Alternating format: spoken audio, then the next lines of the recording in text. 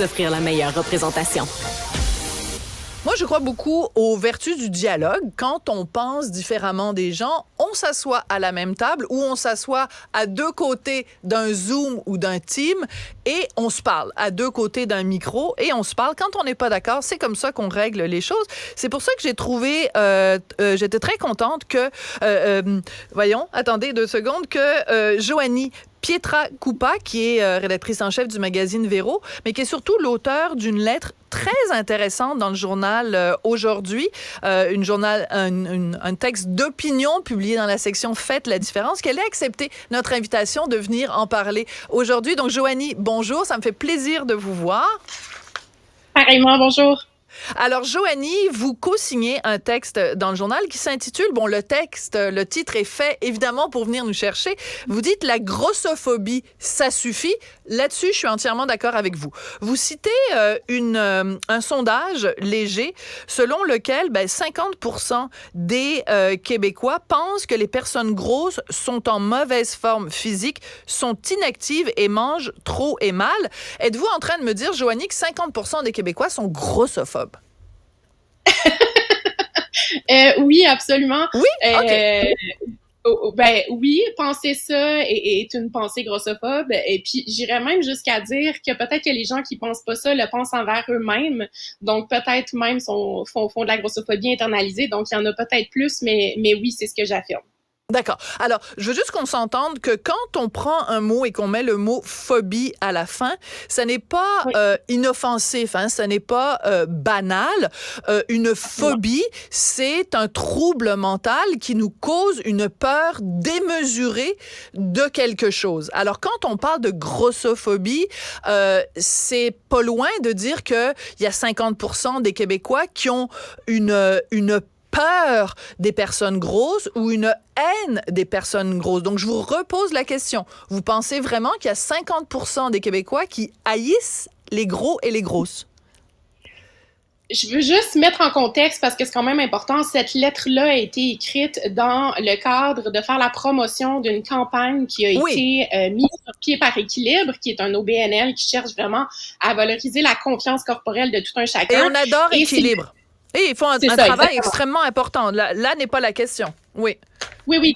Donc, et d'après Équilibre, on a travaillé fort, parce que je suis également sur le CA d'Équilibre, on a travaillé fort à redéfinir ce que voulait dire la grossophobie, et on juge que c'est un ensemble de comportements négatifs, de critiques, de marginalisation des personnes grosses, effectivement, mais que ça peut aussi vouloir dire la peur d'être gros et de prendre du poids de nous-mêmes. Donc, c'est sûr qu'on ne le voit pas comme une phobie au sens littéral, si vous voulez, mais oui, certes, je pense que les 50% des gens ont un préjugé négatif envers les personnes grosses, oui. D'accord. Mais vous comprenez que moi, je suis une amoureuse des mots, comme vous l'êtes, Joanie. Et si on met le mot phobie, mais qu'on ne veut pas vraiment dire que c'est une phobie, est-ce qu'on ne devrait pas utiliser un autre terme? Parce que aujourd'hui, on dit, bon, on dénonce l'islamophobie, on dénonce la transphobie, on dénonce l'homophobie. Donc, si on utilise le même suffixe qui est phobie pour parler de quelqu'un qui est un homophobe, qui a envie de rentrer quelqu'un et de tuer des homosexuels, et qu'on met le même suffixe pour dire des grossophobes, je pense pas qu'il y a 50% des Québécois qui ont envie de rentrer quelque part puis tuer les personnes qui sont grosses. Vous comprenez le danger que je vois, le dérapage à utiliser ce mot-là à toutes les sauces? C'est ça, c'est là le danger. Je comprends ce que vous voulez dire. Considérant que le mot existe puis qu'on a tenté de le redéfinir pour le cadrer dans le cadre, un peu comme on dit, de cette campagne-là, tu sais, nous, on a utilisé ce mot qui existe déjà. Je comprends ce que vous voulez dire. Je pense effectivement pas que 50% de la population a envie de tuer des personnes grosses, là. C'est loin de là ce que j'essaie de dire. Ceci dit, 50% des gens, oui, entretiennent, tu sais, des propos négatifs, mais qui peuvent vraiment heurter les personnes grosses. Puis en fait, je pense que ça vient du fait surtout que la grossophobie est vraiment dommageable envers les personnes grosses. Ah, mais ça, on est d'accord. On est d'accord. Ça, on est parfaitement d'accord. Ça, puis le but n'est jamais d'offenser les gens ou de leur faire de la peine ou de les marginaliser, de les empêcher d'avoir un emploi, par exemple, ou de faire augmenter le taux de suicide. Là n'est pas l'idée. Par contre, moi, comme journaliste, comme animatrice, ça fait des mois et des mois et des mois qu'à la radio, je fais des entrevues avec des médecins, avec des nutritionnistes qui tentent désespérément, Joanie, d'alerter la population à ce qu'ils et elles appellent une épidémie d'obésité. Et cette épidémie d'obésité fait en sorte qu'il y a un réel problème de santé au Québec. Quand on voit des jeunes, des gens de moins de 10 ans qui sont en surpoids, ben c'est sûr que ça leur cause des problèmes de santé. Alors quand je vois que vous dites, il est faux de dire que les personnes en surpoids ont des problèmes de santé, je m'inquiète parce que je me dis, vous allez complètement à contre-courant de ce que dit la médecine.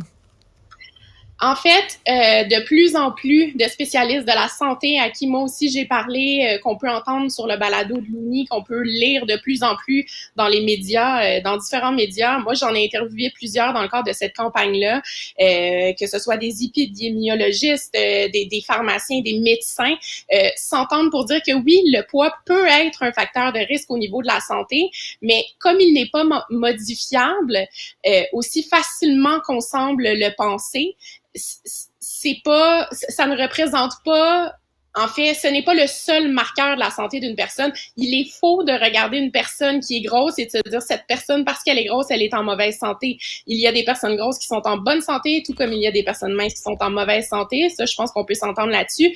Mais de faire une fixation sur le fait que le poids de quelqu'un veut dire qu'il n'est pas en bonne santé s'il est gros, c'est complètement faux. Mais par exemple, prenons le gras abdominal, OK? Il y a parler à un spécialiste comme Richard Béliveau, qui est quand même, on ne remettra pas en question les connaissances de pointe de Richard Béliveau en termes de prévention du cancer, par exemple. Il pourrait vous citer bien mieux que moi des dizaines et des dizaines d'études qui établissent une corrélation, c'est ça qu'on cherche en science, une corrélation entre le gras abdominal et certains types de cancers. Est-ce que vous remettez ça en question, Joanie? Pas du tout, pas du tout. Ce que je dis, c'est qu'il y a différents facteurs. Le poids en est un, il y en a plusieurs autres, des dizaines et des dizaines, et de fixer uniquement sur le poids pour taper sur le clou dans la tête des gens qui sont gros, alors que le poids n'est pas quelque chose qui se modifie aussi facilement qu'on le pense, c'est là que ça devient dommageable, c'est là que ça joue avec la tête des gens, ça peut mettre en péril leur santé physique et mentale parce qu'ils vont prendre des mesures drastiques pour essayer de correspondre à des standards de beauté ou essayer de rentrer justement dans ces espèces de standards se disant, bon, si je perds du poids, peut-être je vais être en meilleure santé. C'est pas aussi modifiable qu'on le pense. Ça, c'est important de le savoir. C'est pour ça qu'on a fait cette campagne-là qui décrypte un peu ces mythes et ces préjugés-là. Je veux juste quand même encourager les gens à aller les écouter. Alors, j'ai écouté le premier parce que c'est le gros talk show, c'est ça? Donc, j'ai écouté le premier épisode avec Luni. Et vous m'excuserez parce que j'ai vraiment pas de mémoire, mais cette animatrice humoriste qui est très rigolote et c'est très bien fait. Voilà. Bon, alors, elle est charmante, elle est tout ça. Et il y a une médecin qui est interviewée qui dit, donc, ce que vous dites, c'est faux, il faut pas faire de corrélation entre les deux, etc. Donc, c'est un point de vue, je le respecte, même si je le partage pas, je le respecte. Mais je vous pose une question très brièvement, Joanie. Comment on fait pour, à la fois, sensibiliser les gens à dire, il faut traiter les personnes grosses, parce que c'est le terme que vous utilisez, les personnes grosses avec respect, et en même temps faire passer le message que on a un problème au Québec. Il y a plein de gens qui se retrouvent avec un problème de santé parce qu'ils sont en surpoids. Comment on fait cet équilibre-là pour faire un jeu de mots avec l'organisme équilibre? Écoutez, honnêtement, je pense que les habitudes de vie saines et le poids sont deux choses complètement différentes. Moi-même, je vis dans un corps gros et j'ai de très saines habitudes de vie. Je mange sainement, selon une alimentation intuitive, mais je mange sainement de façon variée, beaucoup de fruits et légumes, très variés, et je m'entraîne au quotidien. Je suis quelqu'un qui vit dans un corps en santé, mais dans un corps gros aussi. Oui, mais vous êtes magnifique, Joanie, mais c'est comme si j'avais quelqu'un devant moi qui me disait il faut pas faire de campagne sur les dangers de l'alcool parce que moi, ma grand-mère, elle a vécu jusqu'à 95 ans en buvant de l'alcool tous les jours. Vous êtes magnifique, Joanie, mais vous êtes c'est anecdotique, votre témoignage, à la rigueur. C'est gentil, mais en fait, je suis pas une exception. C'est pas ça que j'essaie de dire. J'essaie pas de dire que moi, je suis en santé puis que c'est rare. Ce que j'essaie de dire, c'est que c'est pas une exception. Je pense qu'il faut taper sur le clou des habitudes de vie. Il y a plusieurs études qui révèlent que de marcher au quotidien de 5000 pas et plus peut faire grand bien et prolonger l'espérance de vie. Là, il y a une étude qui a été reprise par le journal Le Devoir il y a pas longtemps, justement, qui disait ça. Là, ça, c'est différent. De faire exercice physique, de bien manger, de bien s'alimenter, c'est autre chose que d'être gros parce que moi, je suis grosse quand même. Comment on l'explique? Et vous et moi, si on décidait demain matin d'ingérer les mêmes aliments et de faire le même sport, je vous jure qu'on n'aurait pas la même silhouette. C'est ça, parce qu'on ne le métabolise pas de la même façon. Ça, je le comprends. Joanie, j'ai adoré que vous acceptiez notre invitation aujourd'hui. Je vous propose quelque chose. Régulièrement dans l'actualité, la grossophobie ou l'obésité, ou tout ça, ça va revenir dans l'actualité. Donc, je vous lance une invitation à vous. Accepteriez-vous régulièrement de revenir nous en parler pour qu'on puisse continuer ce dialogue-là, Joanie? Avec plaisir, avec plaisir pour en reparler avec vous, oui. Je suis la femme la plus heureuse du monde. Félicitations pour le magazine Véro. Merci beaucoup, Joanie. Merci, au revoir.